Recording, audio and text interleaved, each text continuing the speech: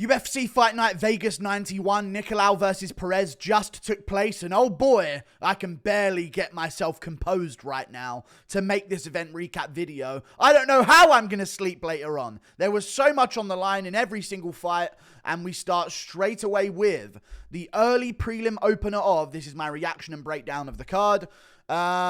We start with the early prelim opener of Gabriel Benitez versus Hayisaer Maheshate. Honestly, a decent performance from Gabriel Benitez to stay in the fight. He just wasn't landing the better shots. It was a close fight, though. Very close fight. Could actually have seen it going to Gabriel Benitez. He was being busier. It just looked like Maheshate was the more explosive guy out of the two of them, and Benitez was tallying up some numbers, but Maheshate was just landing the bigger shots, and that's what the judges are going to look for, the more soundy shots. But honestly, you know, one judge gave it to Benitez. It was a close fight. I was watching it back after there was like a finish on like the upper part of the card, because I was going to just tune into this card around the Llontop fight, which we'll get to in a second. But I was watching it back. Maheshate was being composed. Wasn't a great performance from him. In my opinion, you've got to kind of put away Gabriel Benitez at this point if you're going to be some kind of prospect. So my expectations of Hayisaer Maheshate have remained the same. I don't think he'll ever be anything, but all right, scrap for 3 rounds, and he landed the better shots, and he threw a lot. He threw more, so I guess I move on up the card. Ivana Petrovic versus Liang. Good win from Ivana Petrovic. You know, there was a lot of scrambles in this fight, a lot of weird entanglements on the ground. Liang was going for some weird positions, like she was trying to scoot out the back of Ivana Petrovic and get the back take from it. She was trying to like sort of scoot underneath Ivana Petrovic from like half guard on bottom to come out the back and try and latch up the back take. But what this fight really came down to, though, was although Liang looked all right in moments, even on the feet, you know, Ivana Petrovic was out busying her with total strikes of ground and pound and all this. It just seemed like Ivana Petrovic was aware of the fact that she needs to be on top position to be winning in MMA grappling. Submissions off of your back do not count anymore. They do not work anymore. They do, but they should not be relied upon in MMA anymore. Like, I just felt like Ivana Petrovic was more aware of that. And, yeah, she got the submission win. I said she would get a submission purely on the fact that Liang had been submitted 3 times in a row in her previous fights. But Ivana Petrovic, good win. Good submission. Arm triangle at a very weird angle in round 3. But that was what it came down to. She was good reversals, and she got top position, and she won the scrambles to keep top position. So that's what you got to do in MMA. Good job by her. We move on. James Llontop versus Chris Padilla. This was a very like, oh, never mind then, about James Llontop. James Llontop was a prospect, like a proper good prospect. He'd won, like, 12 fights in a row on the regional scene. Beat some good opponents as well. Had a good performance on the Contender Series. And Chris Padilla is a nobody. Like, he's a bum. Like, honestly. But I guess now he's not. I guess now he's the man. He had good entries on double legs, to be fair to Chris Padilla. They were really, really well-timed entries for the takedowns. Llontop was doing all right on the feet. So was Chris Padilla. But Llontop was landing some good low kicks here and there. But I feel like Llontop's need to go for those low kicks and body kicks was kind of squaring up his hips a bit too much with Padilla. And he wasn't really focusing on foot positioning or anything like that. So Padilla just had free access to double legs straight to the hips of Llontop. And Llontop would pop right back up, or he would stuff the takedown and immediately get right back up. But Chris Padilla eventually timed him well enough to get the back and get the rear naked choke. So good job, Chris Padilla. Upset of the night for sure. We move on. Up the card, Marnic Mann versus Souza. I picked Souza to win. She won. 3rd round, she did get out-controlled a little bit in the wrestling, but she was just doing more damage out of the two of them. Busier in the clinch, busier at range on the feet, busier when she had dominant position. It wasn't an impressive performance by any means. I was expecting her to get a finish over Marnic Mann, but Marnic Mann did all right in the 3rd. She got outlanded still. She got out-damaged, but she did enough to get like positional control and survive herself to a decision win or a decision loss. But at this point, just get rid of Marnic Mann immediately. And Souza, great win at women's strawweight. We move on. Dontel Mays versus Caio Machado. I'm not going with anyone. I went with Dontel Mays. I thought he had a power difference between the two of them. And that's really what the fight came down to, right? Round 2, very close round. It looked like Mays landed the better shots, though. because he had a moment where he stung Machado and had him backing up a bit, and it was like, oh, hang on, Mays has actually tagged him here and got a reaction out of him. And in the first round, Mays was actually losing, and Machado had really fast and good-looking hands. Like, really fast, and his hands were looking good, crisp, in the pocket, throwing a bunch in combination, looked much better than he did against Mick Parkin. Maybe Mick Parkin is quite good, and we just don't really know that yet. Although we do, he just beat Mo Usman. It's hard to tell at heavyweight, man. Don'Tale Mayes, though, dropped him at the end of the first, and it was mainly because Machado was going for it a bit too much. You have the first round. You don't need a finish. Take your foot off the gas for a second here at the end of the round. He would back Don'Tale Mayes up against the cage, and Mayes would start doing a bit of like a Ryan Garcia, Devin Haney defense, turning his back a little bit to Machado. And Machado would just start going 1, 2, 3, 4, 5, and then Mayes caught him over the top with a big shot towards the end, laid in full guard on top of him instead of doing any ground and pound, and edged the second, lost the third. Good performance from Machado, looked good, but just got outdone in these small moments where the power and the size of Don'Tale Mayes was the difference in this fight. So, good job, Don'Tale Mayes. We move on. And I did say that he would catch Machado with his chin way up in the air, because Machado drops his hands after combinations and fucking pokes his chin way up in the air. And Mayes caught him for it. So good job, Mayes. We move on. Austen Hubbard versus Michal Figlak. I don't think this is a robbery. I was watching it back. Figlak could have won. I would have given it to Figlak in this fight. But I'm not going to act like it was so undeniably clear. I just thought he landed the better shots. You know what I mean? This is just one of those fights where it's just like, yeah, but you can be sad for Figlak because this is twice now. He has a week's notice in his debut against Ziam, and then he gets Hubbard, and he arguably should have won. But I'm not even going to give benefit of the doubt. Like, he should have won. Win. It's Austen Hubbard, man. You're an up-and-coming prospect. Win the fight clearer. Win the fight clearer. Put him away, man. Do something once you stuff those takedowns. He was stuffing the takedowns really well. His takedown defense looked legit. Got back up when he needed to as well. But it's just, I think Hubbard was doing the good veteran move of mixing in the takedowns, mixing in the grappling. So if there was any judge at any point towards the end of any of those rounds thinking, well, I don't know who to give this to, they would see the takedown of Hubbard, even though Figlak got right back up. So, yeah, I mean, I think fighters need to sort of, if we're not going to legalize knees to a grounded opponent, whenever we have the coward wrestler in that north-south position, these strikers, they need to revolutionize a way of causing some good damage there. Like, I don't know what it needs to be, but there must be some kind of way they can inflict damage, either if it's do some go speak to Khalil Roundtree, push down the head, kick the body or something. Like, these strikers have got to, because the knee is going to benefit these coward wrestlers. The strikers have got to figure out a way to get past that. Because there were so many moments where Hubbard had failed a takedown. He's just laying there on his knees. And, yeah, Figlak did not capitalize. Tried to do well on the feet. And I think he did land the better shots on the feet. I think he won, but they gave it to Hubbard.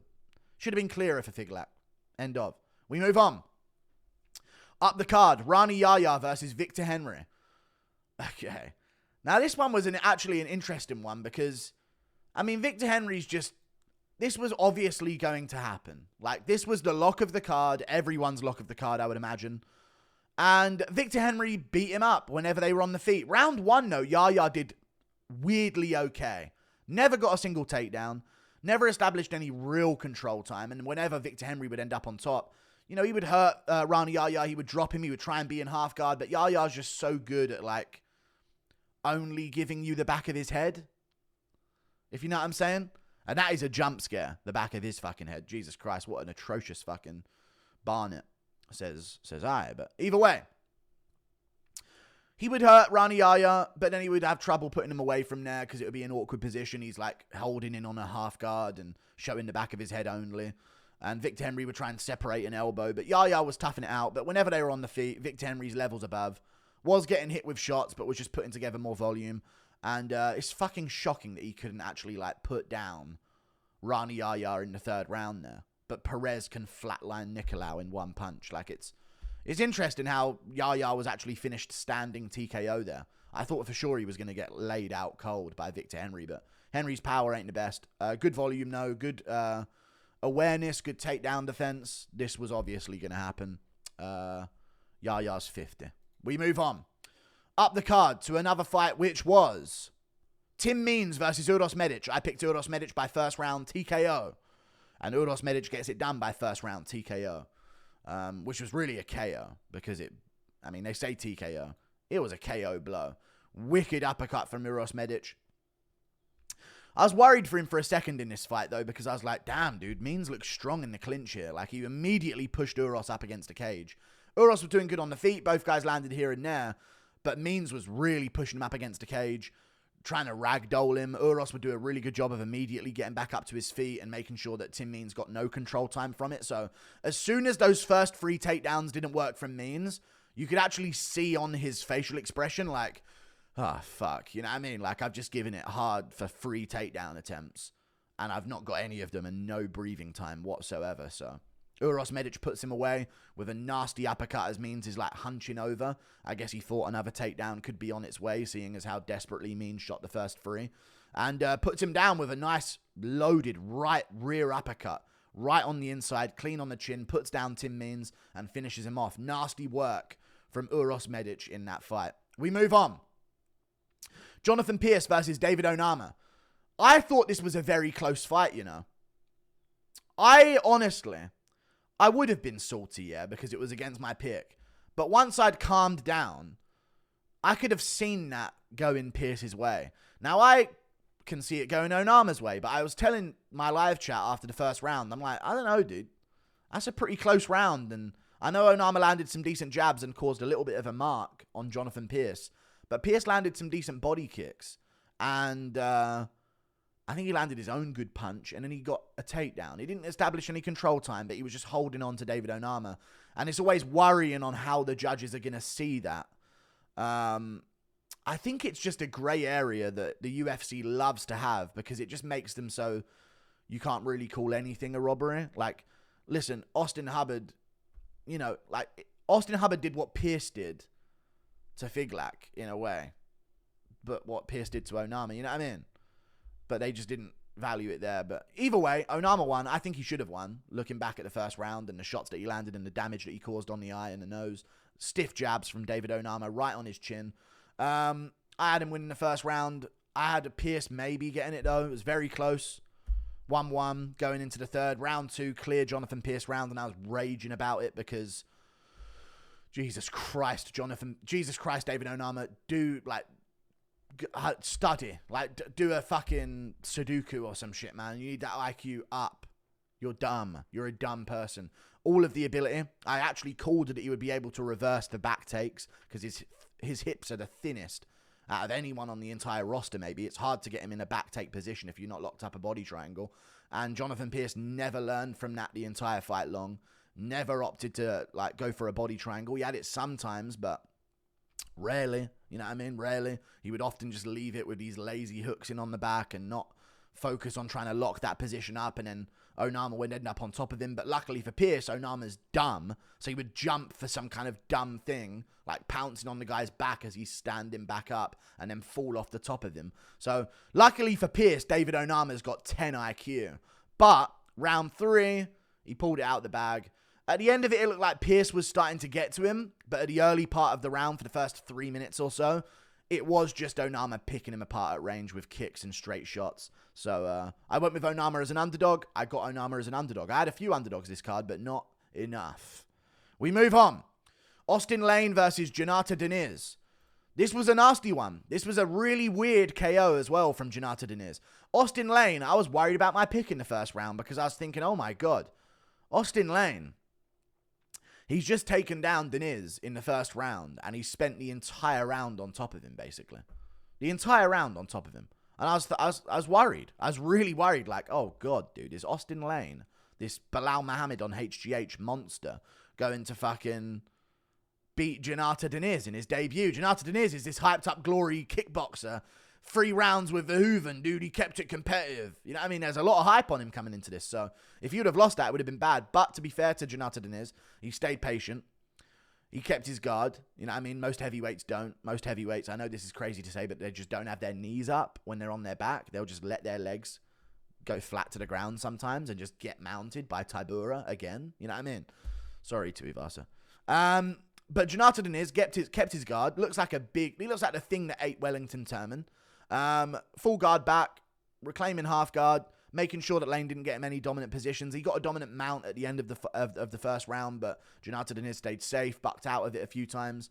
And then round 2, just a difference on the feet was very apparent. Austen Lane, frozen hopes. Jhonata Diniz aims and fires.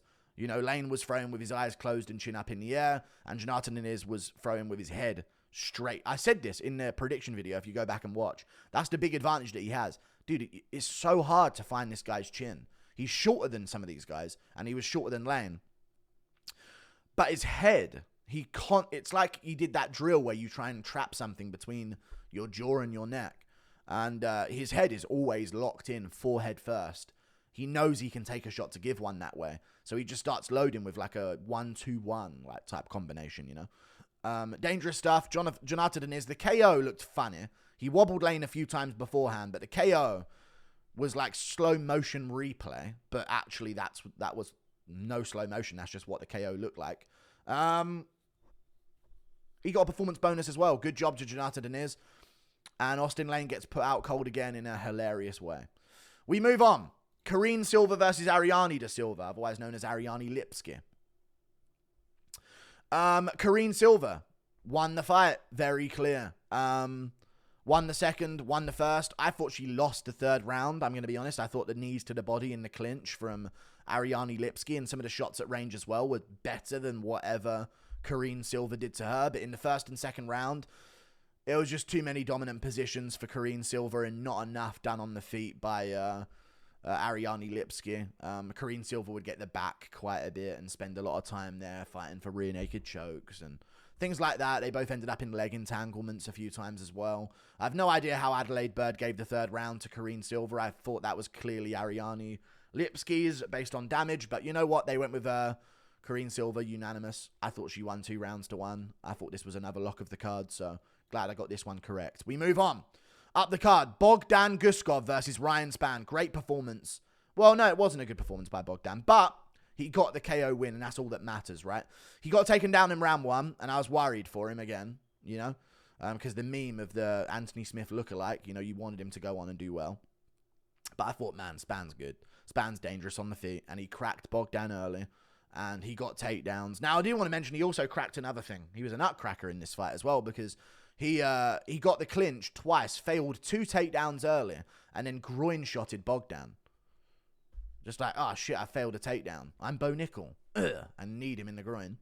And then once he got the takedown, Bogdan had literally nothing for him. So what does Ryan Spann do in round 2? Wait until he's wobbled and completely out on his feet before he shoots another takedown. Something that these fighters do. Again, they are dumb humans. They're the dumbest of humans out of everyone. Typically. Ryan Spann, I mean, 10 IQ. We're talking here. Really low IQ. Just waits to be wobbled before he shoots. You've got the guy down. You've dominated him the entire round. Go out in round 2. Once you've got your breather off the stool, be patient for a bit. Get some respect on the feet with a few exchanges. And then shoot that great double leg again whenever Bogdan tries to pressure. But no. He just traded with him. Just started trading sloppily with him. And to be fair, there's a reason why. Spann was landing his 2 right on Bogdan's chin. Spinning it round. Bogdan was rolling with it quite a bit, but like Spann's got heat in his hands, and Bogdan was ignoring the shots and just continuing to walk down Spann. And then whenever Bogdan would catch Spann, it's a different story of warrior. You know what I mean? Bogdan would get caught by Spann, shake it off, do a little movement, and then get straight back on the pressure with his hands down. Spann would get hit by Bogdan once, and it's over for him. You know what I mean? So great job by Bogdan. Got the TKO. Very late stoppage, in my opinion, by Herb Dean. Got the performance bonus as well. Great job to Bogdan. We move on. Up the card. Alex Perez versus Matheus Nicolau. You know what? I didn't really have a great live reaction to this, and normally I do. You know, even when Adesanya KO'd Pereira, I didn't fucking want that to happen. I didn't pick it to happen, but I'll still fucking give it its due. Like, wow, what a KO shot. This was, like, pathetic to me. It was a great right hand. It was a good right hand, to be fair, at the end of it. But, man, flyweights, don't be getting chinned in one punch. There's nowhere else to go for you. JP Bays, Matheus Nicolau, Matt Schnell, like, We cannot be getting consistently KO'd at flyweight like this. But now I don't know who to I can't trust Nicolau anymore. I can't trust his chin anymore. Good job by Alex Perez, though, man. I had him winning the first round and, you know, lost. I thought he was maybe down the second round, but he brought it back with that final flurry and then put away Nicolau. So it's not like he was losing the whole fight and then just caught him out of nowhere. He actually even stumbled. No, I take it back. He was up the second round because he stumbled Nicolau off balance a little bit. But Nicolau was not wobbled or unconscious or semi-conscious. He just got hit with a shot and went, oh, stumbled into the cage. I'm good, though. And then a bit later on, Perez goes forward with his crazy flurries. Insane flurries. Like headshot, body, head, body. Like just swinging and Nicolau not throwing back at him. So Nicolau was extra patient with his counter shots. And it ended up costing him because Perez just basically realized, oh, wait, I can throw 7 shots and you're not going to throw one back? You're not going to shoot on me as I charge in and throw 7 shots in a row? You're not going to plant and throw a hook back at me after I throw 7 shots in a row, walking forward towards you with my chin up in the air? All right, bet. I'm going to put some steam on the final ones of the combination. And eventually he found his right hook right on the chin of Nicolau, put him down badly, won the main event of UFC Fight Night Vegas 91 and got a performance bonus. I like that. You know, there's not really a fight of the night on the card. There was not really a war on the entire card. And Uros Medic, Jhonata Diniz, Bogdan, and Perez all got a performance bonus. I'm cool with it. Like and subscribe. Thank you for watching. Let's go, Mike Perry. Please don't lose to Thiago fucking Silva. Goodbye. See you later, guys.